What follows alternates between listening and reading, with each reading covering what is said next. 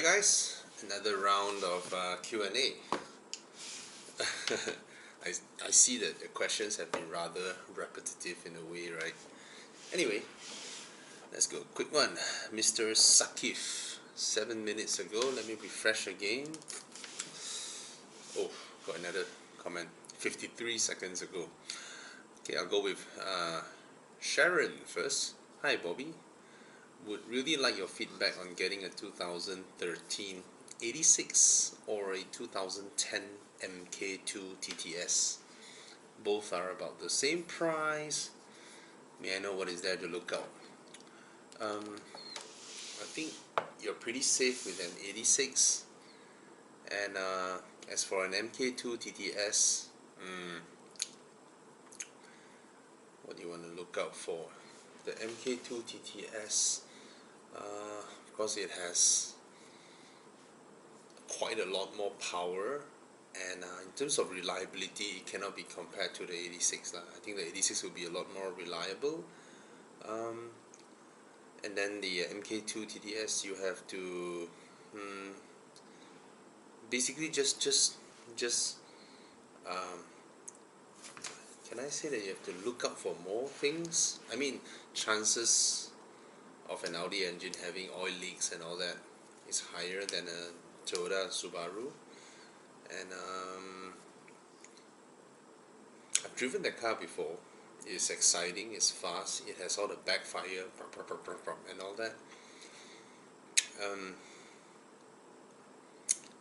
The thing is, the interior age, this car, interiors do age, and it's not a Toyota. You have to make sure the previous owner has serviced the aircon, whether the guy takes care of everything. So basically more attention is needed, and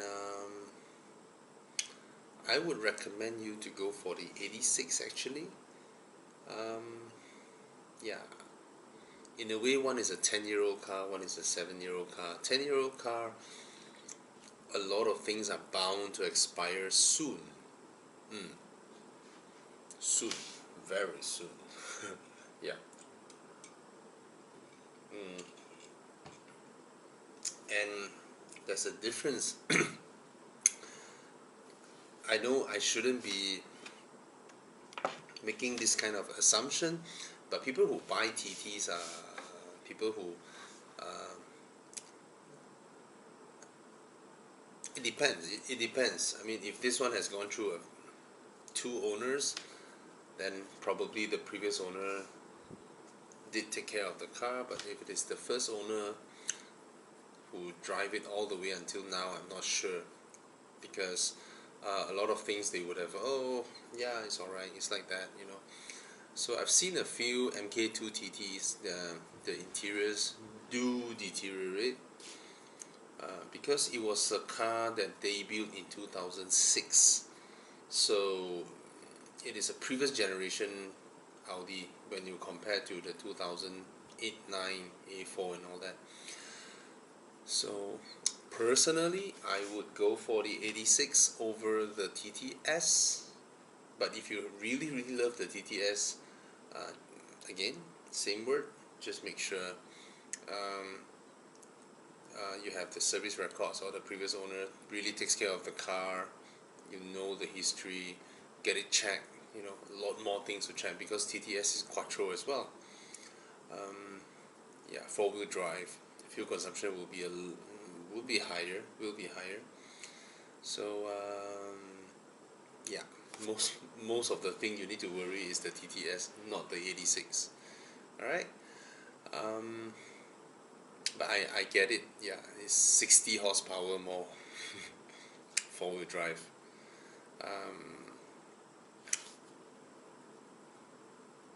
Yeah, not just the engine bay, but the interior as well. Yeah, that you have to look out for. Plastics that crack, maybe, from this era. Okay. Mr. Sakif. Good day, Bobby. Thinking of getting a 2011, 2012 Mercedes W204 180 coupe. I love the look of it. Oh, it's a very good looking car. Do you think it's underpowered? 156 horsepower. I don't think it is underpowered for the car, but it's certainly not the kind of power that is braggable or something. Or should I add a little more and go for the C250? Maybe.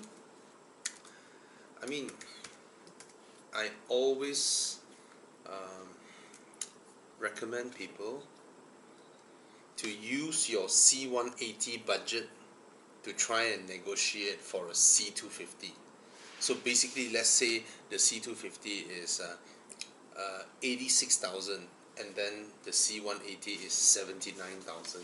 So in your mind, you must tell yourself, I'm gonna get a C250 for 79,000. Then you look around, ask this, try and nego that, try and nego. Yeah, don't accept the prices they advertise here, especially now this market. You can nego. It's a buyer's market. Go and nego. Alright. Good luck, Mr. Sakif. It's a good looking car.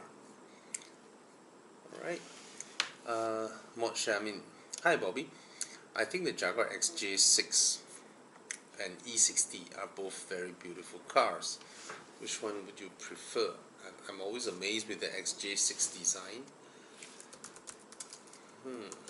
Unfamiliar territory, to be honest. Bro. Really? Are you serious?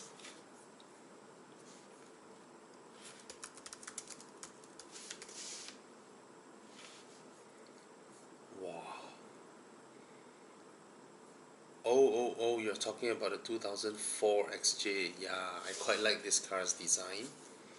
Yes, I quite like this car's design. And it's the previous generation Jaguar interior.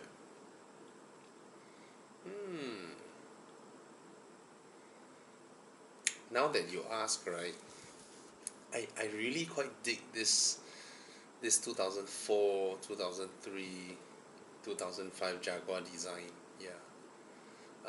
Not to everybody's taste. Yeah.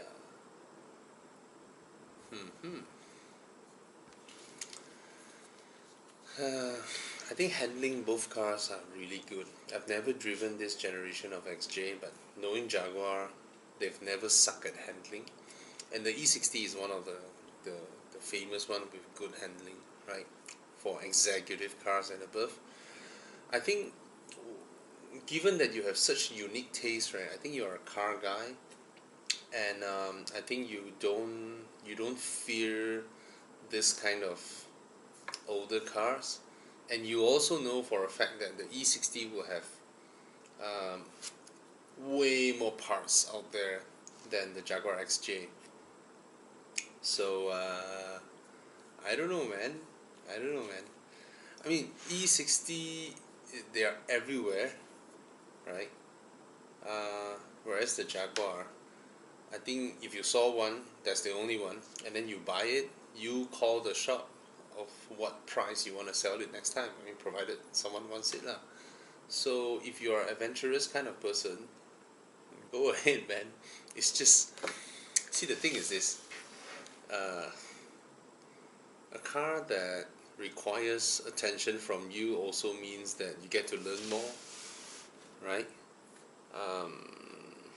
I don't know, man, but if I'm as hardcore as you, I might take my bet on the XJ6 solely because the E60s are everywhere, and one day they will be 18,000 ringgit.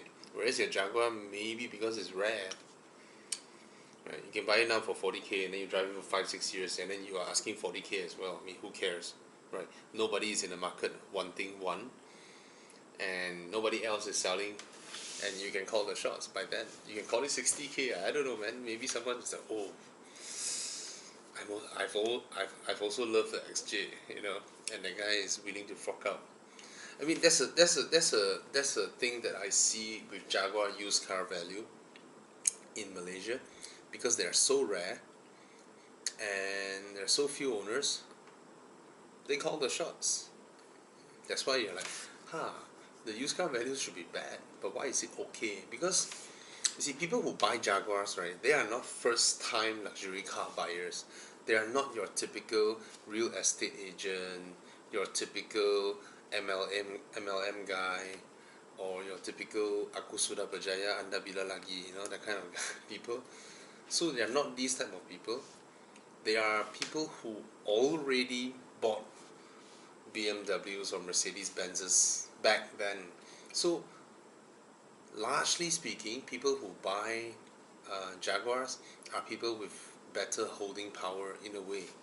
They're like, hey, I bought it at 400k, why should I sell it at 30k just because the used car fella says so, I don't care, 100k, yeah. So most of the time these cars, they hold their value better because of the profile of the owners, right? So first time luxury car buyers, they are most of the time the kind of people who would ruin the used car value of these cars, and either panic sell or whatever, yeah. So you go for the XJ, man. I mean, kudos to you. Okay, Mr. Cairo. Hi Bobby, what do you think about the A5 B9 selling at 250, 280k recon? Is it worth buying? 290, 280 or 290, you're getting very close to what Audi is selling new or pre-reg or test drive unit, right? Remember, this thing, recon, is still a used car. So if your budget can stretch up to 280k, I don't know, man, would you want to consider buying from Audi instead? See? Oh, the recon guys are throwing price, man. Okay, can I say this? Check for specifications then, because there are so many options out there. You might get one with lower spec than the local car. You might also get one with a higher spec than the local cars, right? And since they are relatively new, and see, Japan imported, blah blah blah blah, mileage 5,000 km. Oh. Yeah, right.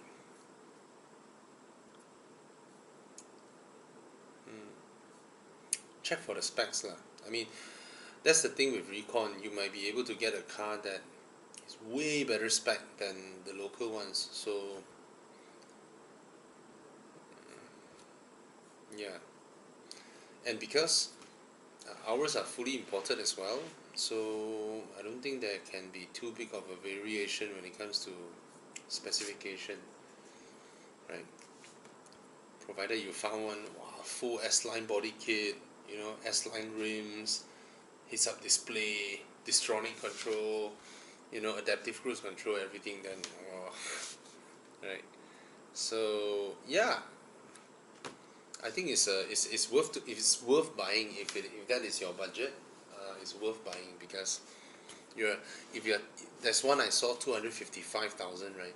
That is cheaper than an A250 brand new A250 from Mercedes-Benz, So why not? You get an A5 2-liter turbo quattro. Alright, Mr. Cairo? Mr. Bertrand. Hi Bobby, I saw a Hyundai Genesis listed on car list. Quality cars, mate. And they are rare as hell. Hyundai. Walao wey! 139,000 ah! Buy, bro. Buy. This is a proper luxury car. Proper luxury car. Buy. Mr. Bertrand? Buy. What are your thoughts on car parks? Hey, just bring it back to Hyundai for service. Alright? Buy this car, man. This is some rare shit, and I quite like the design. It has that baller look. Like how Toyota used to design those executive Toyota Crowns. This one has that kind of look. The new Crown is a bit too sporty, huh? But this one is proper. And when people ask you, what do you drive? Genesis. Oof. Repeat after me. Genesis. Right?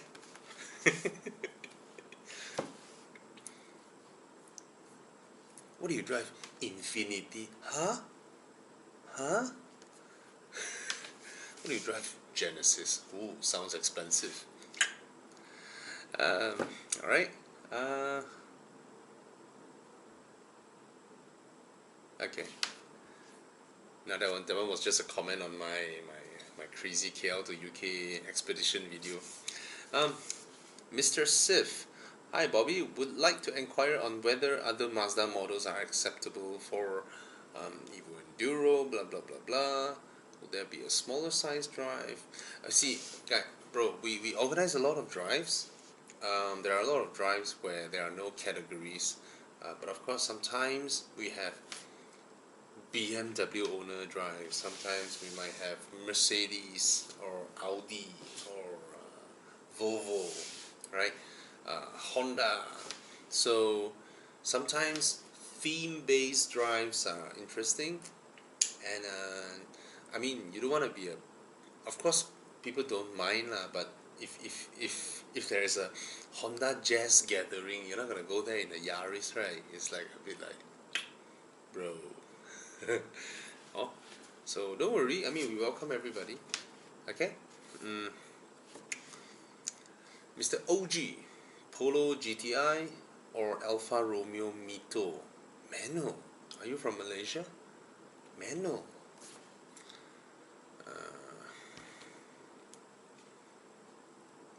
It's a headache to choose, or should I just go for an R32? Go for the R32, bro. Go for the R32. That car is a classic.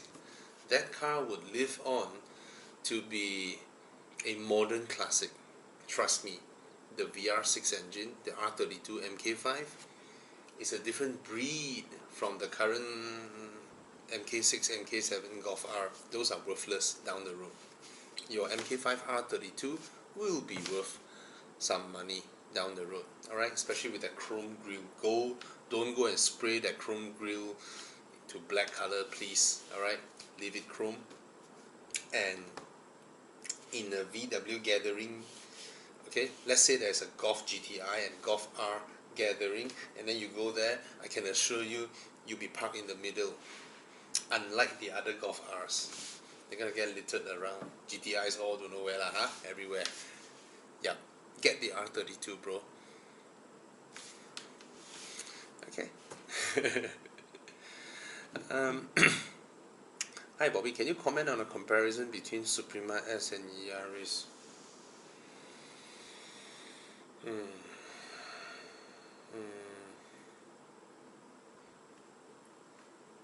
So I saw someone commented that if he wants a fun driving car, he should go for the Suprima. But I tell you, the new Yaris, the handling is superb, bro. I think Suprima feels more like a grown-up car. It has that.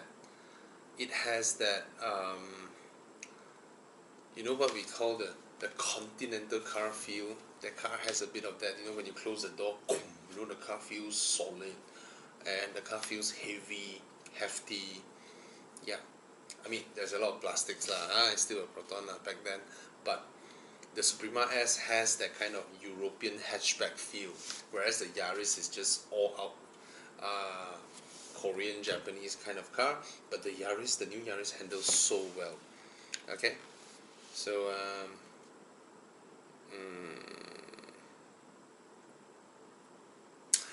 they're not the same price, right? Because Proton no longer sells the Suprema S, and buying a Suprema S used is like what, I don't know, 40k, 30, 40, whereas the Yaris is a 70,000-80,000 car. Okay, Mr. Adrian. Hi Bobby, thanks for answering my question regarding my humble Myvi to an E90. What should I look out for when I'm buying one? What should I be prepared for getting my first used European car? I'm pretty set on a 325i. Any reasons to go for a 320i instead? I mean, if you can afford the road tax, if you're okay with going into a 6-cylinder car, by all means, 325. Everyone wants a 325i. Okay, what you should prepare, money. All right, some money where when you got your E90, okay, when you're looking out there, there are so many E90s out there, right? Take your time, spend time.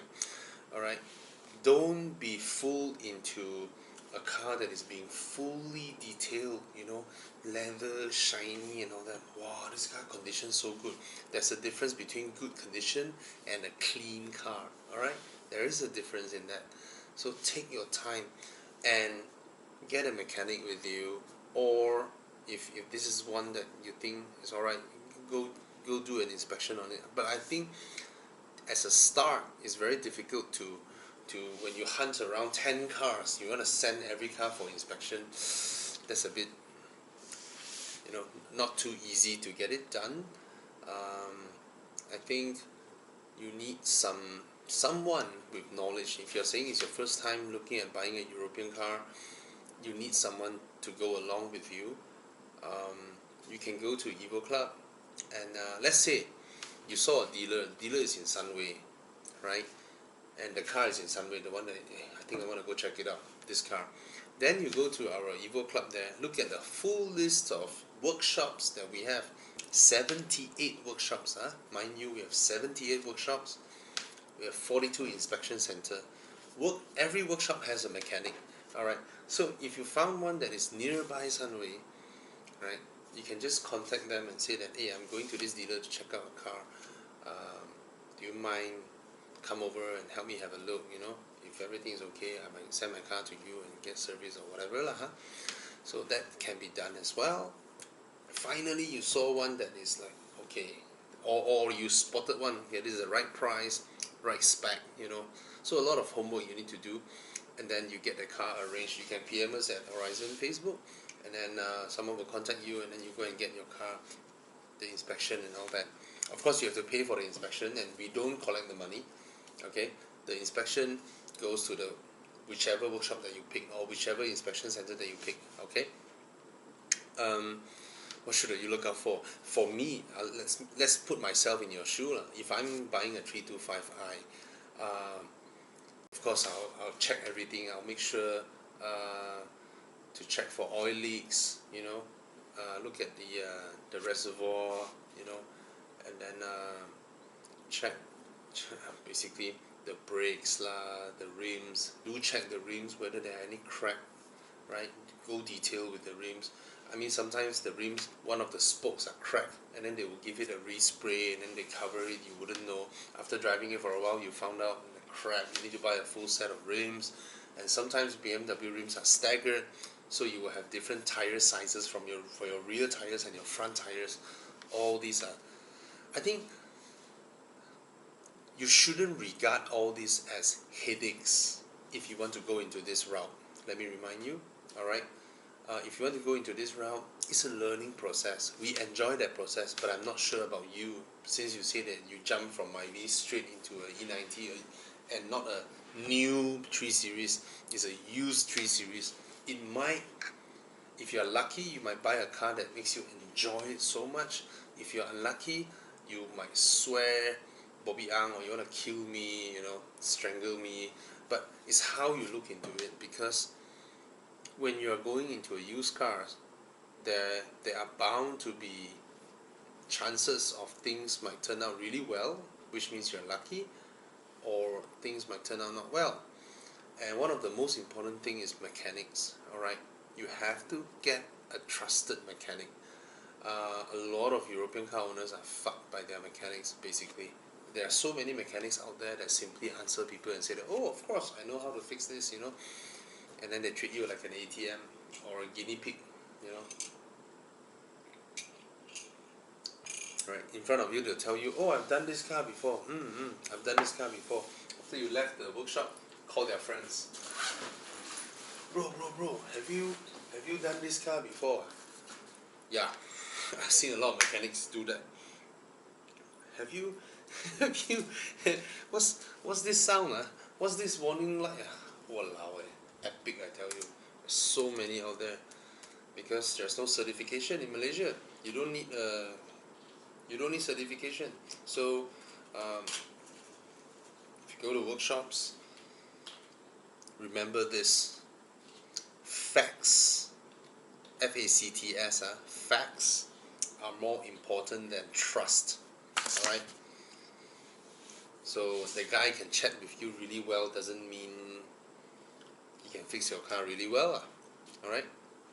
So what I would do is I would change the engine oil, I would change the transmission oil, I would change the oil in the long shafts, I would change the oil even in the aircon compressor, I would change the oil in basically all the fluids, a full transfusion. And of course it depends on your budget. It also depends on the previous owner, right? If the previous owner have a full stack of service records, or if you buy the car from someone like Con, you know, he tracks all his spending on an Excel chart, and every single spending correlates to an invoice, you know, these are trusted, you know, then you don't have to waste money lah. So change all the oil, and if you cannot find any record of whether the guy has changed his battery or his spark plugs or coil packs or whatever, then you might want to get it changed as well. So that's where the differences between the 320i and 325i comes in, right? 320i, if you want to change your coil packs, let's say there's only 4 coil packs, right? Whereas a 325i has 6, right? Then you have to look into other things lah. So get everything checked and inspected, then enjoy the car. I'm not trying to scare you. I will look at what type of car you previously owned, and yeah, to give you my advice lah. If you're telling me that you're driving a 2006 Myvi, and then now you want to buy a 2015 BMW 3 Series, then I don't have that much of a worry because it's a 2014-15 car. But you're telling me you want to buy an E90, which means it's a 2007, 2008, 2009, 2010 E90. So I'm not sure which year was it. If you're getting the facelift one, then I feel more assured. Alright. Yeah, if you're getting the facelift version, which is in 2009 or 10, then I feel more assured, but still, it is still a 10-year-old car. Alright, so be very, very selective when it comes to your choosing process. That is very important. Don't just go into the first one and then go for it. You know, be analytical and be strategic and not emotional when you are. I mean, you may see one really beautiful, you know, wow, red color leather, white color paint. That's the guy I want, you know. So, yeah. A well taken care interior is also a good sign of a nice used car. All right.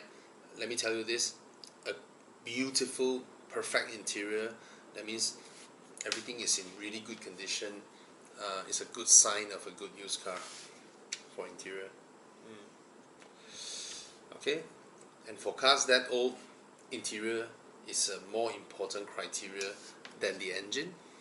And then the last, most unimportant criteria is the exterior, whether there are scratches lah or stone chips lah or whatever.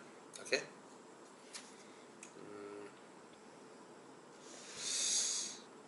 Hi Bobby, my dad bought a 2015 E250 one day before MCO, and the car hasn't got it yet. What do you think about the maintenance, and would it be good? And how good would it sell after 7 years? I can't tell. Maybe after MCO all the used car prices tank, right? 2015 should be the previous model, right? Yeah, the facelift previous model. I think nothing much to worry lah. E250 is a 2-liter turbo, right? And it's the facelift, it's the last batch, so I don't think there's too much to worry about.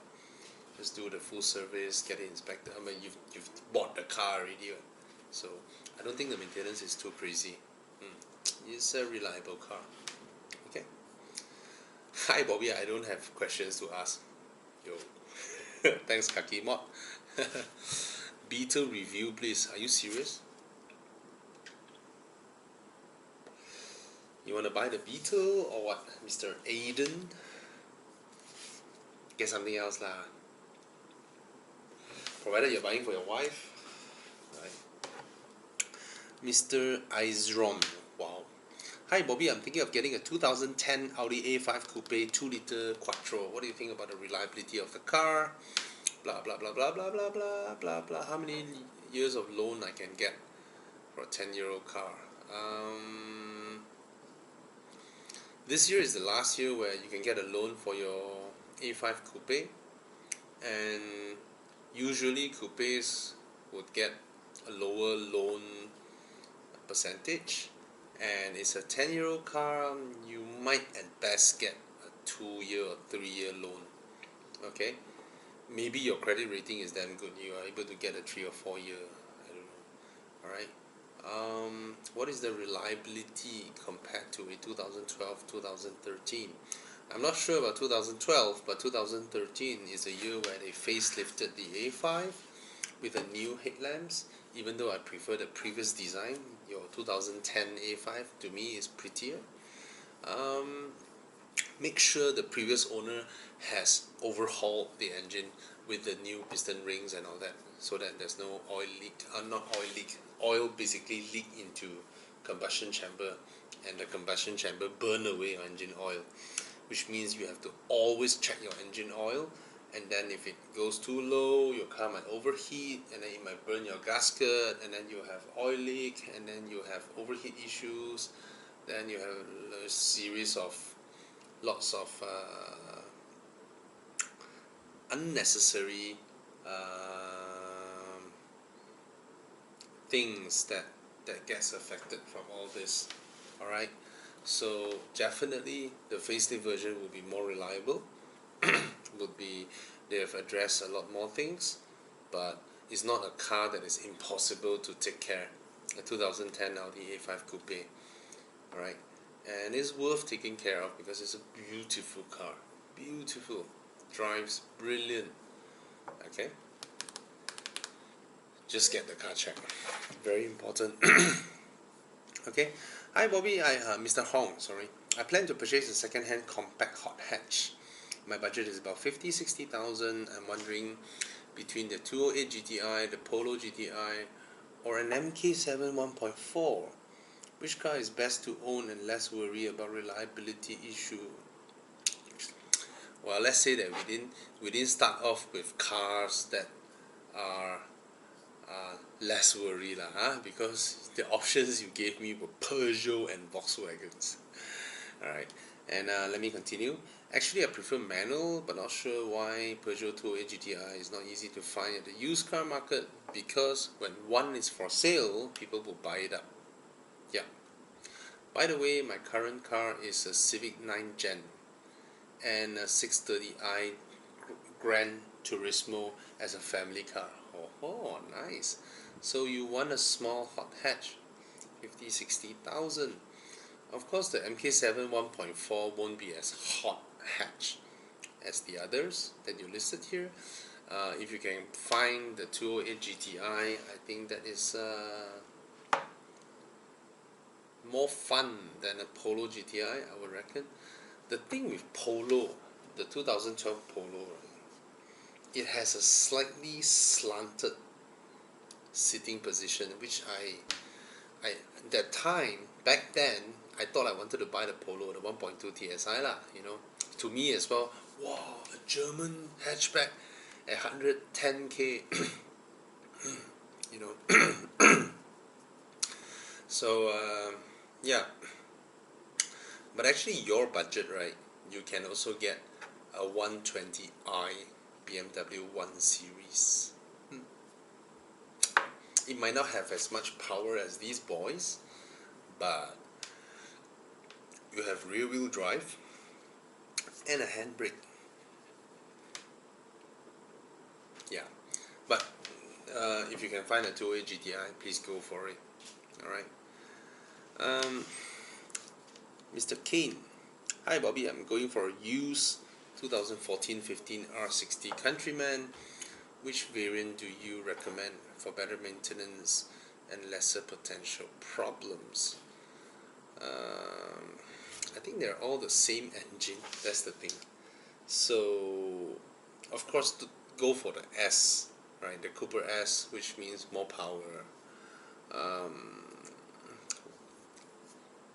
Any specialist center? Just go to our Evo Club and see the list of workshops. We included the Google link to the workshop and Waze as well. If you click Google, you can even look through that shop and then check around what are the usual cars that they do, and some reviews or ratings and things like that. Alright, I wouldn't be able to tell you which of our 78 workshops are more experts in Mini, or which one is more expert in Lexus and all that. So you can look through them, contact them, do some homework. But generally, I think this car is alright. Okay, it's the last batch, previous Countryman, so it should be alright. Okay, Mr. Nirmal, hi Bobby, I would like to ask, is there any car dealer to do underclock mileage for the car so that it will appear like low mileage? Actually, every single recon dealer knows how to do it. Every one of them. Actually, everyone who sells cars knows how to do it. So why do you want to do it? You want to adjust your mileage before you sell your car? Don't lah, bro. Don't be an asshole. Okay? Hi Bobby, do you do group Genting run? How do I get involved?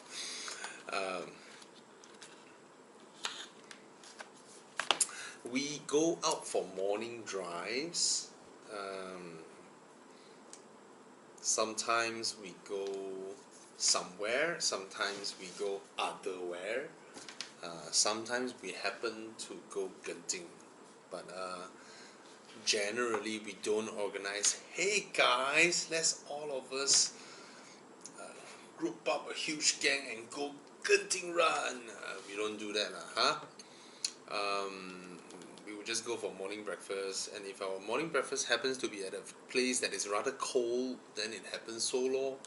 Alright, sorry, Mr. Ryan. You can follow us on Facebook, or you can join Evo Club. Sometimes we will mention it. Alright. Hi Bobby, Alex here. I'm driving a 2014 Q5 and very happy with it. Now I have a desire to get an A4 B7 as my fun car. Okay. Since I can't do much with my Q5, so wondering if B7 parts are easy to get. Audi parts are very easy to get these days, you know. It's just about you order, they come, and then you go and fix it. It's so easy. Alright. I have a Golf GTI MK5 in mind and aware that the B7 shared the same engine. But I think I will go with A4 because of Quattro. Your GTI might drive better than an A4, to be honest. You might enjoy the handling of your GTI more. So, but if you want a Quattro for fun, by all means. But the B7 is one of the better handling A4s, to be honest. Okay, go ahead, bro. Mr. Lau, hi Bobby. What do you think of a 2015 facelifted X3 versus a Harrier in terms of comfort, space, and quietness? Harrier wins everything apart from the 2-liter engine. 2015, that should be the 2-liter NA. Apart from the X3 has more power, the Harrier is better than in comfort, in space, in quietness. Hi Bobby, how many percent you would suggest from salary to buy a car? Or bro, it's up to you, man. If you're a fresh grad, that means you don't need to take care of your family. It's your money. It's your first time earning your own money and spending it without asking for permission. Then you should spend it irresponsibly. You know lah. Alright, I can't suggest you this, man. I'm the wrong person to give you good financial advice. I can pretend to give you good financial advice, you know, like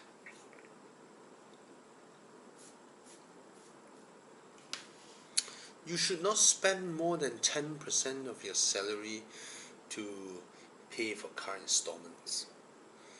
And everybody should buy a Viva and use the Viva for your entire life. It's fuel saving, it has 4 doors, it has 5 sets of seat belts, which is the same as a Mercedes S-Class. And you can, if you drive it until you die, you will save a lot of money. Well, sorry, I can't. I'm not the best person to give this advice. But generally, the banks will also limit you from being crazy lah, right? If your salary is 3K, I think the bank will only approve your car loan up to 1K or 1 point something ish, maybe. Yeah. So, and it depends on what car you're buying. Let's say, again, let's say you're a fresh grad, okay, and you tell me you want to buy a Myvi. Then for me, it's like, go ahead, man, right? But let's say you want to buy, I don't know. It's really up to you. Yeah. Hi, Mr. Shane. I just want to know your thoughts. If I'm not wrong, the Rapide was launched around the same time as the Panamera Turbo, but the Rapide had the ZF, whereas the Panamera had the PDK. The starting price of both cars differ by quite a huge margin. In terms of specs to price, a lot of buyers thought the Panamera was a better option. What do you think? Yeah, the Panamera is a better option because it's half the price of the Rapide. No, it's 1/3 the price of the Rapide, because back then the Panamera started at about 630,000 or something like that, 670,000. See, the Panamera is Porsche's idea of making a car that sort of allows 5 Series E-Class owners to upgrade. You see, 5 Series and E-Class owners, right, they have always been in a dilemma. Why? Back then, I'm talking 2009, 2010, okay? I'm not talking on this current era, but this was the 2009, 2010 era.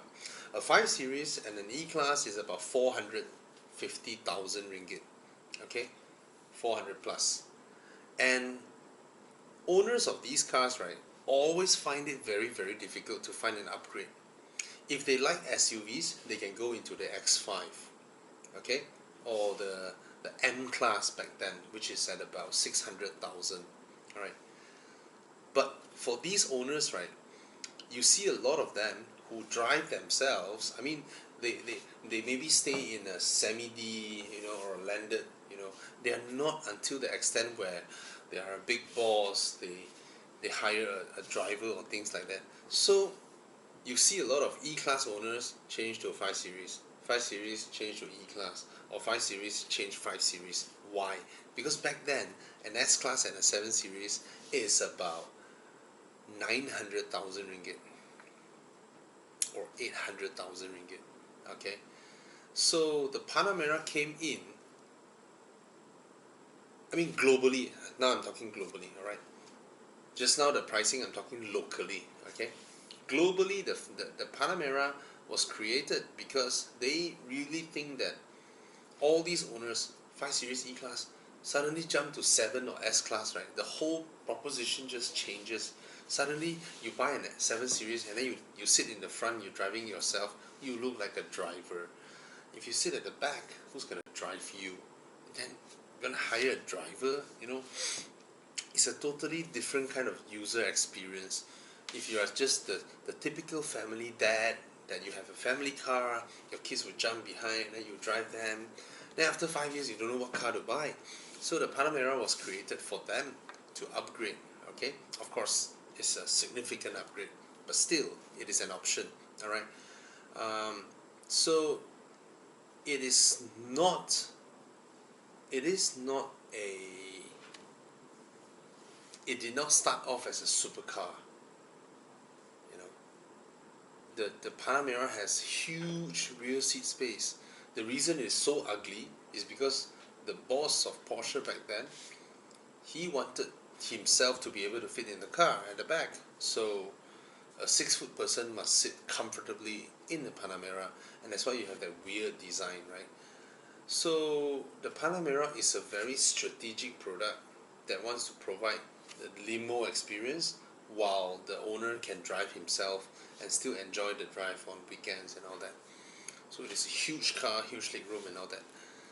The Rapide, however, is a very different proposition. The Rapide is not created to go after the S-Class 7 Series or 5 Series or E-Class. No.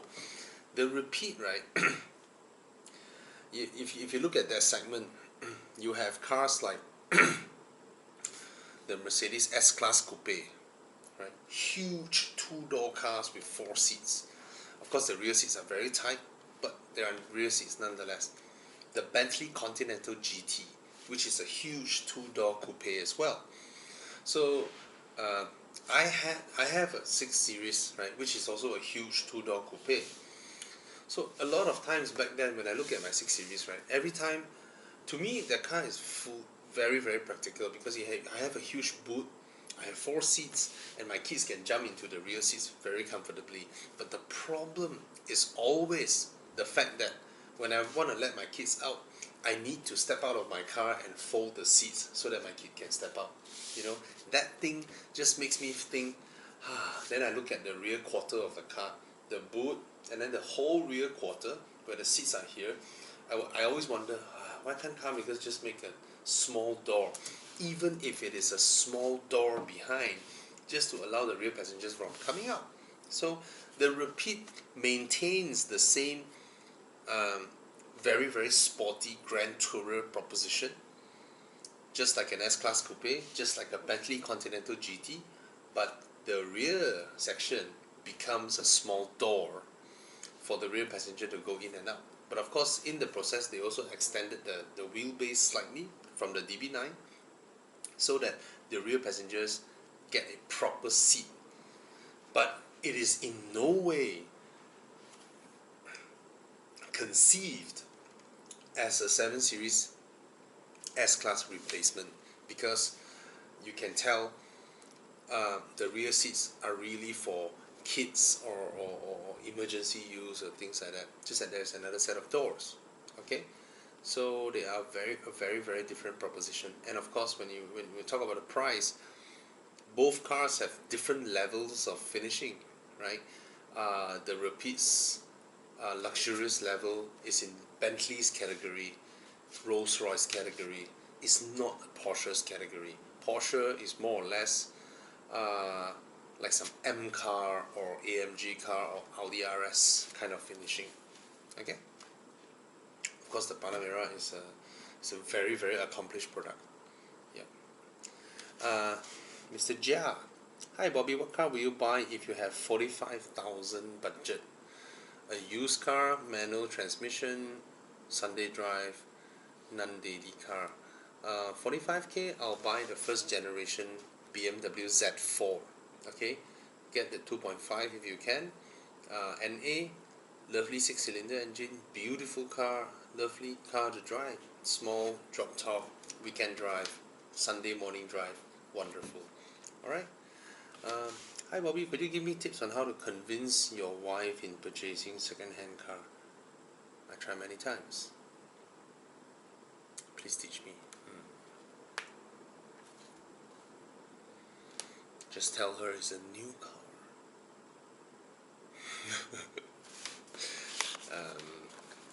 Not sure about you, man.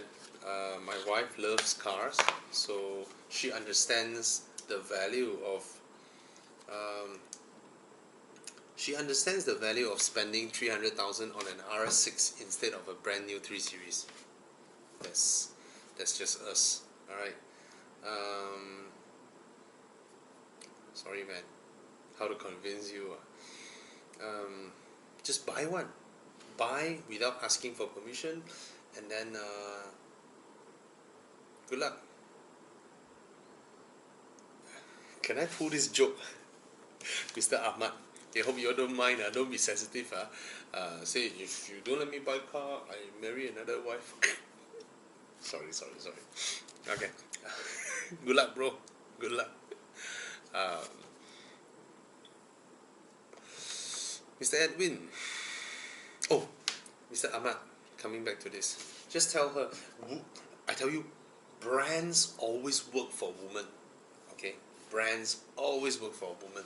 Let's say your budget is Honda, okay, 130,000, but 130,000 you can buy a Lexus. And then bring her, show her the Lexus, and tell her it's a Lexus. It won't go wrong. It's a Lexus. And further down the road, let her see far away. 130k Honda Civic, 130k Lexus. The Lexus will depreciate slower. Okay. Hi, Mr. Edwin. Hi, Bobby. Was thinking of trading my Civic FC Turbo to a 320i, but then I saw a 328i that was almost the same price as a 2014 320i. Which should I go for? Newer year or a 328i, which have more power? Bro.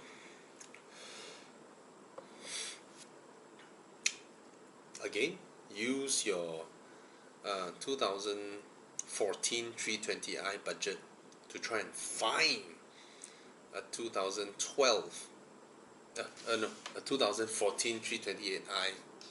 Yeah, use that budget to look for one that is the higher spec one. 2 years of difference is not much, but I'm not sure whether that's the LCI year or not. I don't think so. 2 years, they haven't facelifted the car. So, yeah, I can assure you, you'll be able to buy a 328i with your 320i budget. You just have to look hard enough. Okay?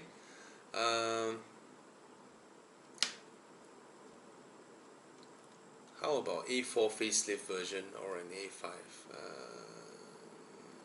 Go for the 328i lah. It's a newer generation product compared to that generation A4, A5. Okay, it drives a lot better as well.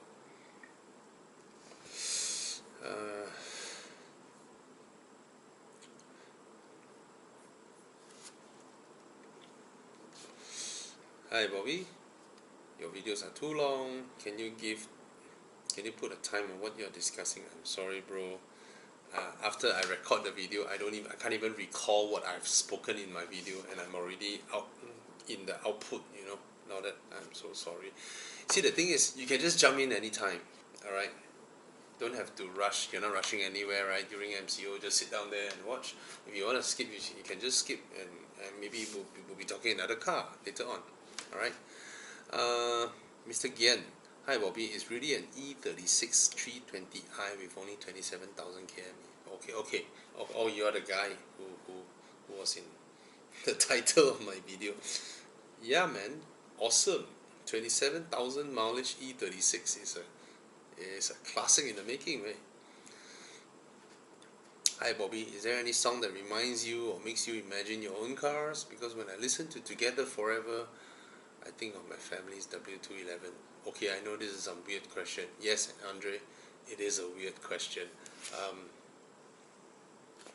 But there are songs from eras that make me remember what car I was in back then when I was listening to those songs.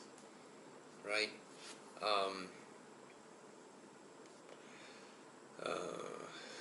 Yeah.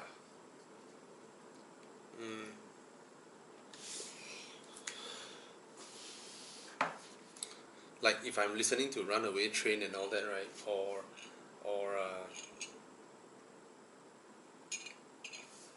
Linkin Park and all that, I'll remember my first Audi A4, and then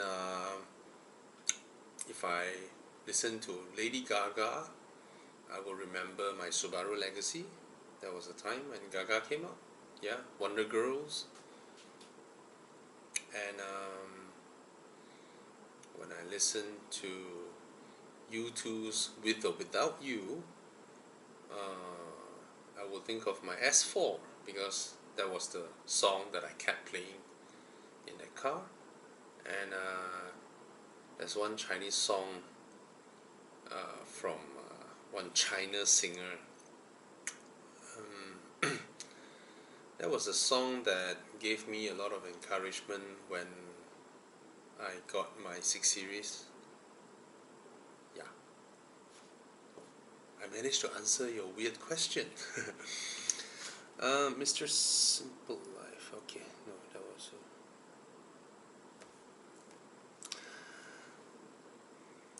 Hi Bobby. For a second-hand 6-year-old Beamer, what would be the max loan tenure? Okay, guys, banks will only provide loan until sort of until the car is 10 years old.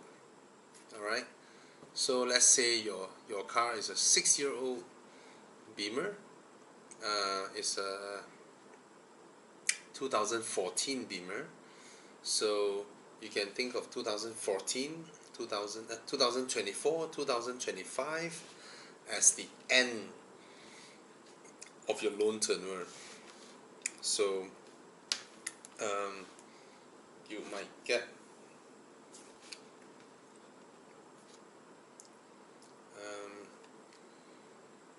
your car is 6-year-old now. Did I got it correct? Yeah.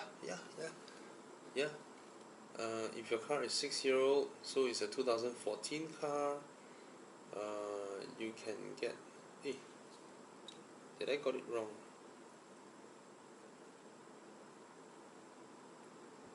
No, the bank will still provide you a loan, but it depends on your credit. And if your car is 2014, you can still get a 7-year or 8-year loan max. I think maximum until the car is 15 years old or something like that. But it depends. It really depends. Alright. However, when your car is 10 years old, that will be the last year where a bank will provide you loan. Even though if 1 year ago you apply loan, the bank will still give you maybe a 4-year or 5-year loan. Alright. Felix Fong. Hi Bobby, you missed my question. Sorry. I'm planning to get an F10 528i LCI 150k budget. Before this, was thinking to get a Passat Highline. Do you think it's worth to get the facelift since the pre-facelift price has gone down significantly? Never bought a used car before. Blah blah blah blah blah blah blah blah blah blah.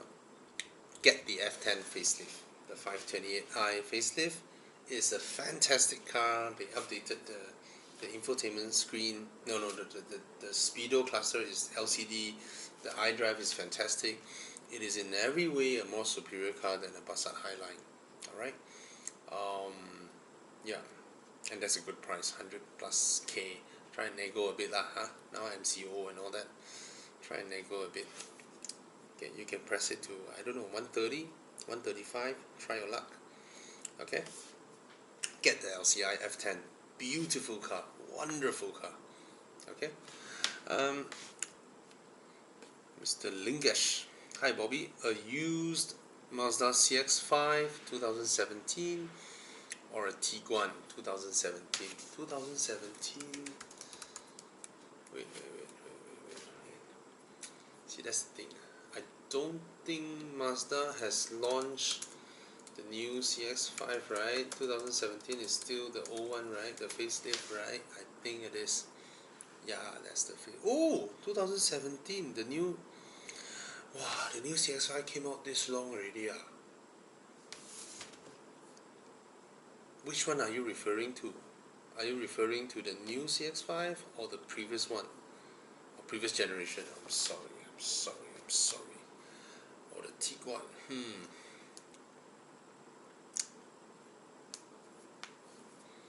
2017 Tiguan is also very sparse in terms of specifications, but it is a larger car.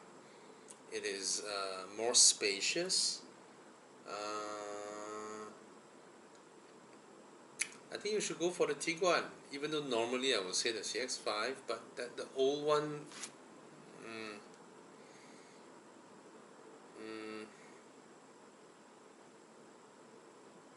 is a superior engineering product for the Mazda, and the Tiguan drives really well, very comfortable, more spacious, slightly more modern.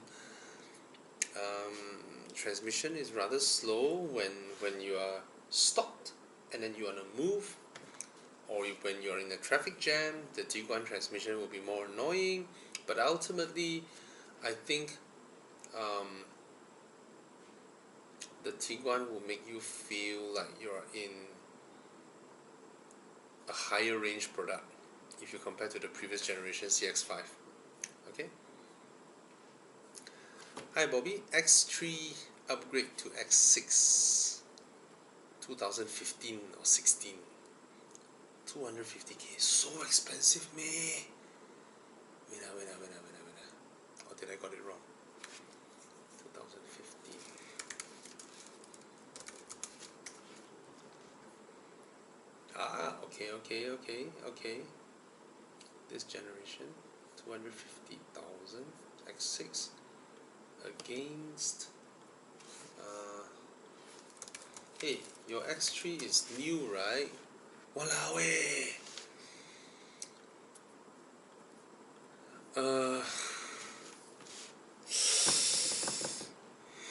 Mr. Malaysian.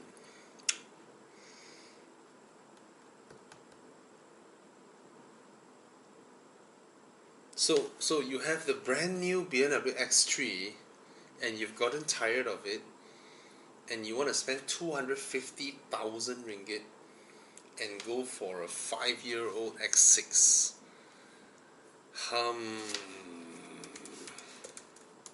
See, I'm a very fair person. Normally I would say go for it, you know. I know it's an X6, it makes you feel more special when you're driving it. And then you have the 3-liter turbo engine.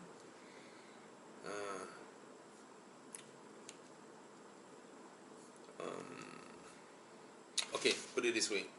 You will definitely look a lot richer, a lot cooler, a lot more badass in this generation X6 versus your X3. Alright? But your X3 will be more comfortable, better built, quieter, and probably way more space than your X6. But I'm sure you've considered all this already. You just want a cool BMW X6. But the thing is this, your X3 is a newer generation BMW, and you're going back one generation behind. Even your iDrive, even your screen might have a lower resolution than the current one that you have. So then I need to ask you, really, is that something that you will do? Is that something worth doing? So I'm not sure, okay? But let me see what I can find, because sometimes there's magic.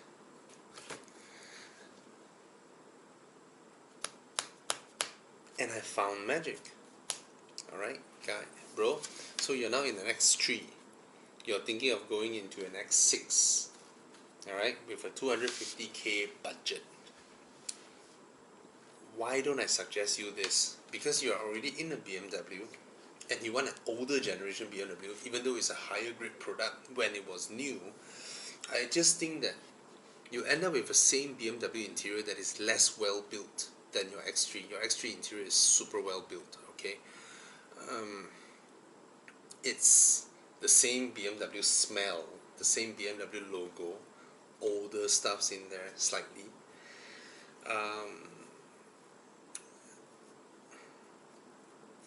Why don't you spend your money of 250,000 and go for a used Cayenne?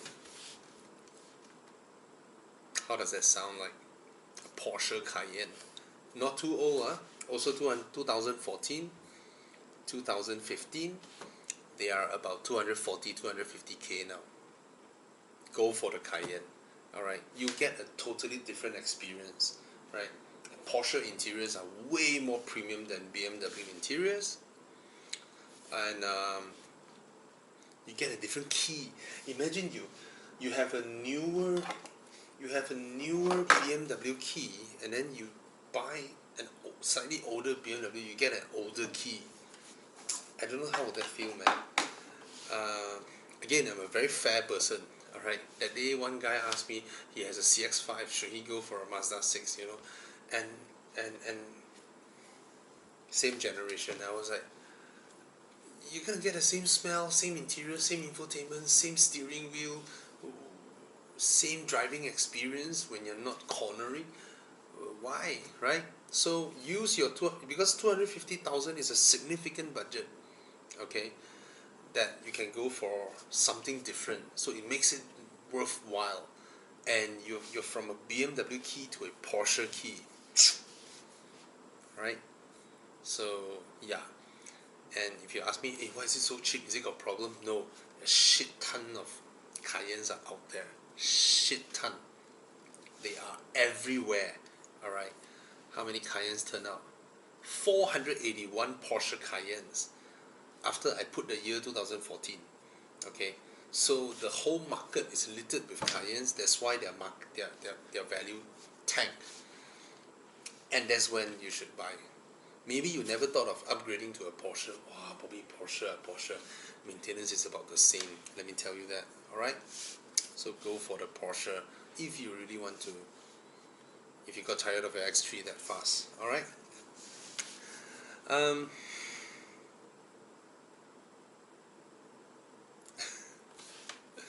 Hi Bobby, should I get an XC90, a 2016 XC90, T8 or a Mazda CX-8?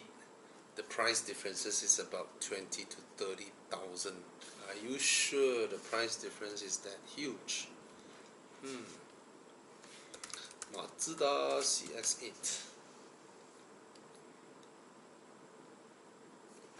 CX-8 so cheap, 170,000, 180,000. Okay. I'm sorry. It's not cheap lah. I mean, I thought this car is 200k.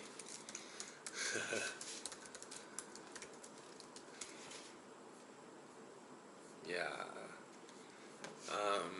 Go for the Volvo.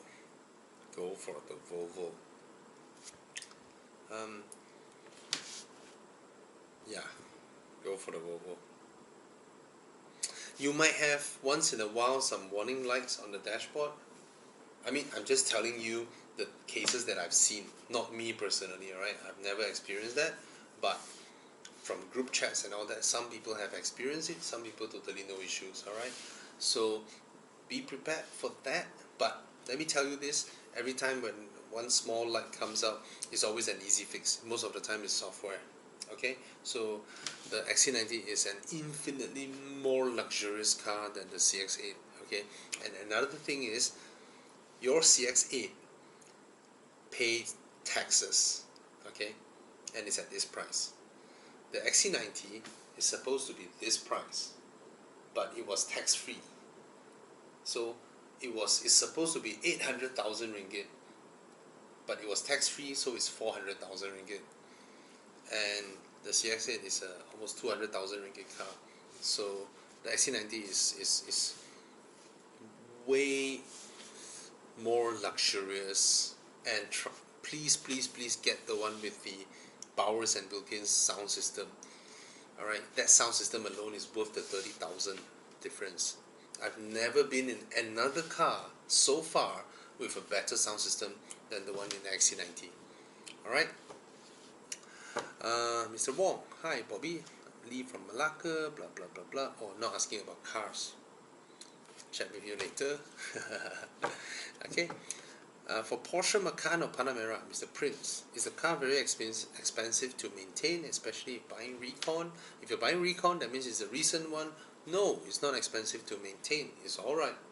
If you're buying used, beware of the old Panamera 4.8. Okay? Macan is a simple car. Porsche Macan is just an Audi Q5. It's just a 2-liter turbo, so no worries. Alright?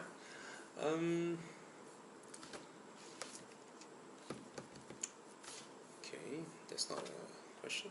Hi Bobby, I want to buy a GLA. Any recommendation on Mercedes Specialist Workshop? No, I don't have any recommendation. You might need to do your own research a bit, and we have Evo Club to help you. We have 78 workshops. You need to do a little bit of research. I can't find you the best one near your house and introduce it to you. There will be do a little bit of research, a little bit, okay? Blah blah blah blah blah. I'm done. All right. Thanks, guys. Thanks for this round of Q&A. And again, I've done more than 1,000 car reviews in the past 3 years. If you're interested in my videos, watching my reviews, be mindful my reviews are very detailed and very long because it's meant for car buyers. It's not meant for me to get a lot of YouTube clicks. I can make shorter videos, more entertaining, more funnier, to get more clicks, but I generally make my videos for car buyers, because when car buyers want to buy a car, they want to know every little thing about it. Alright, so thank you so much for watching, and subscribe if you haven't, and then in my description there are all my colleagues in there. Okay, everybody has a different point of view, and they're all fun to follow and to watch their opinion. Okay, thank you.